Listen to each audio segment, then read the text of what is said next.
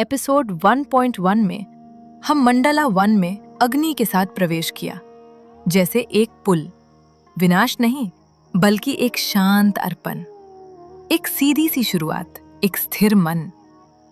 आज हम अगले दरवाजे से मिलते हैं, इंद्र। इंद्र को अक्सर शक्ति के रूप में याद किया जाता है, बिजली के गराज के जैसे, जीत के जैसे। लेकिन ऋग्वेदा में इंद्र सिर्फ एक कहानी नहीं लगते, वो कुछ और ही करीब महसूस होते हैं, जैसे जिंदगी के अंदर ही एक ताकत।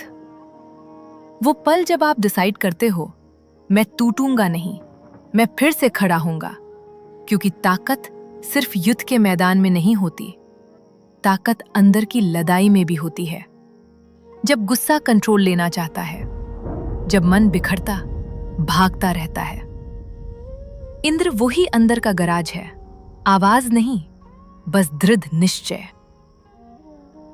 कई हिम्स में इंद्र को उस रूप में सराहा गया है जो रास्ता तोड़कर निकलता है, जो रुकावट को हटा देता है, जो जिंदगी को रोकने वाली चीज को हरा देता है।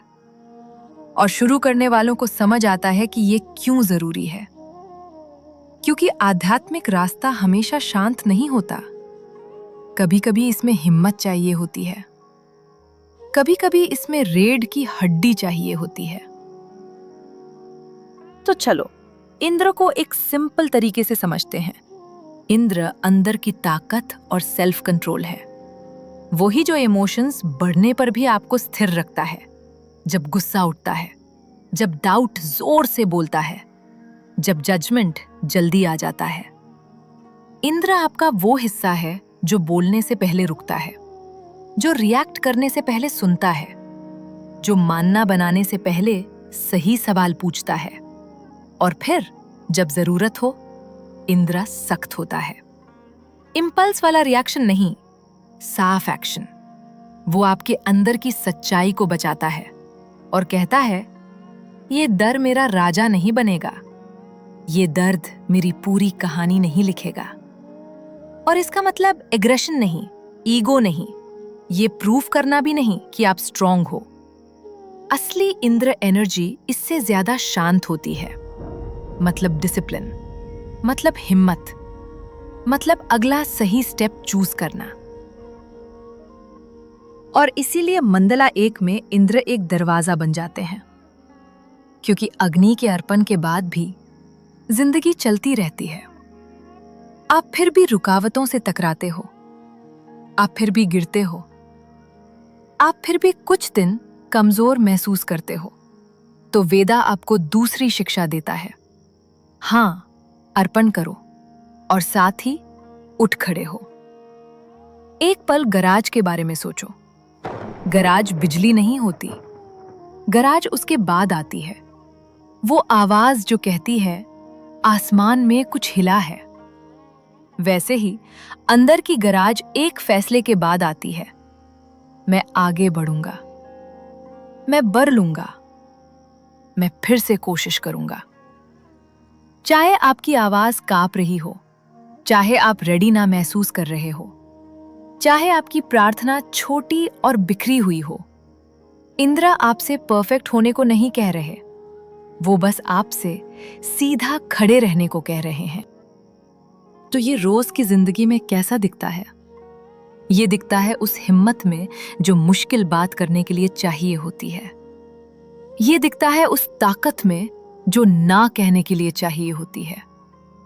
ये दिखता है उस डिसिप्लिन में जो अगला सही काम करवाता है, चाहे मन चिल्लाता रहे। और ये प्रोटेक्शन में भी दिखता है, क्योंकि कई हिम्स में इंद्र को रक्षा करने वाला माना गया है। सिर्फ बाहर के खतरे से नहीं, अंदर से टूटने से भी, निराशा से, उस फीलिंग से कि मुझसे नहीं होगा। तो ये एक सिंपल प्रैक्टिस ट्राई करो, बिगिनर फ्रेंडली, घर पर। 1 मिनट के लिए शांत बैठो। कोई बड़ा रिचुअल नहीं, कोई लंबी चैंटिंग नहीं, बस 1 मिनट। फिर एक लाइन बोलो, जैसे एक संकल्प। ड्रामेटिक नहीं, लाउड नहीं, बस सच्चा। मुझे सही काम करने की ताकत दो। मुझे फिर से शुरू करने की हिम्मत दो। जब मैं कमजोर पड़ूं, मुझे खड़ा रहना सिखाओ। फिर रुक जाओ और देखो सीने के अंदर क्या होता है, चाहे छोटा सा हो, चाहे बहुत सटल हो, क्योंकि हिम्मत अक्सर ऐसे ही आती है, गुर्राज की तरह नहीं, बल्कि एक स्थिरता की तरह, एक रीढ़ की हड्डी की तरह, एक शांत हाँ की तरह। और यही गहरी शिक्षा है। अग्नि सिखाते हैं, अर्पण से शुरू करो। इंद्र सिखाते हैं, हिम्मत के साथ आगे बढ़ो। एक मन को स्थिर करता है, दूसरा इच्छा शक्ति को स्थिर करता है। एक आपकी प्रार्थना को ऊपर ले जाता है, दूसरा आपको ऊपर उठाता है।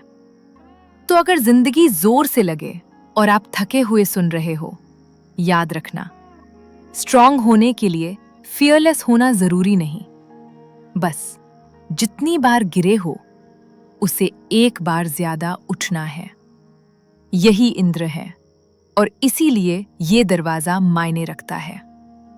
अगले एपिसोड में हम मंडला 1 में और गहरा जाएंगे और एक और प्रेजेंस से मिलेंगे जो दुनिया को देखने का तरीका बदल देती है। फिलहाल एक सिंपल लाइन दिल में रखना, जब तुम तूफान को कंट्रोल ना कर सको, इतने स्थिर बन जाओ कि उसके बीच से चल सको।